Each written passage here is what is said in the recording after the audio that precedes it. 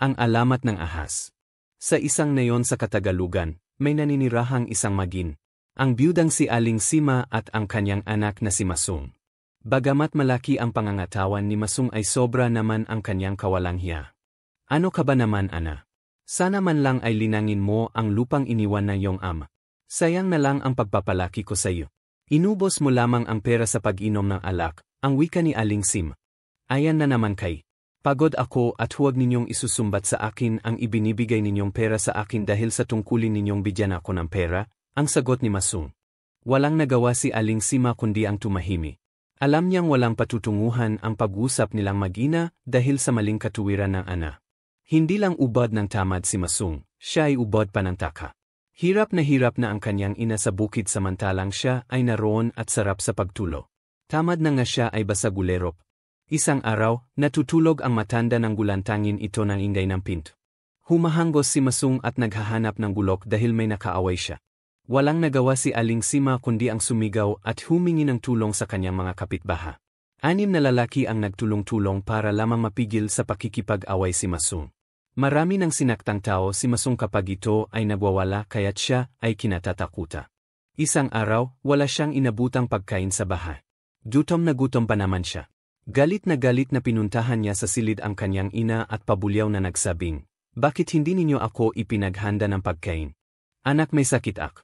Wala akong lakas. Kayo may sakit. Arte lang ninyo ya. Hala, bumangon kayo riyan at ipagluto ninyo akong pagkain. Anak, parang awa mo na.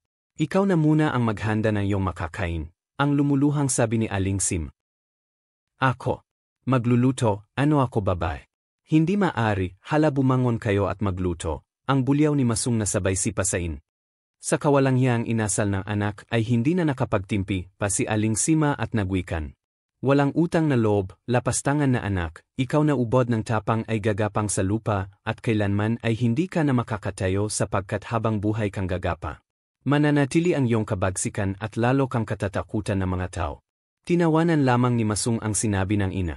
Lumayas siya at sa paglalakad niya sa bukid ay bigla siyang nalugmo. Hindi niya maitayo ang kanyang mga pa. Naramdaman niyang inti-unting humahaba at pumapayat ang kanyang katawan hanggang sa tuluyang mawala na ang kanyang mga paa at kamay. Huli na nang magsisi siya. Samantala ang kanya palang kaaway ay lihim siyang sinusunda. Nasaksihan niya ang pagbabago sa katawan ni Masung. Nagdatingan pa ang ibang ta. Nakita nila ang mahabang hayop sa lupa na gumagapang sa damuha. Nang makita niya ang mga tao ay umakma siyang manunuklaw at sa takot ay nagpulasan ng takbo ang mga tao. Magmula nga noon ay nilayuan na ng mga tao ang damuhang iyon sa takot na matuklaw sila ni Masung, ang taong naging ahas na siyang pinagmulan ng unang aha. Ang aral sa kwentong ito ay laging lumingon sa ating pinaggalinga. Magbigay ng respeto sa magulang at sa mga tao na tumulong at nagmahal sa ati.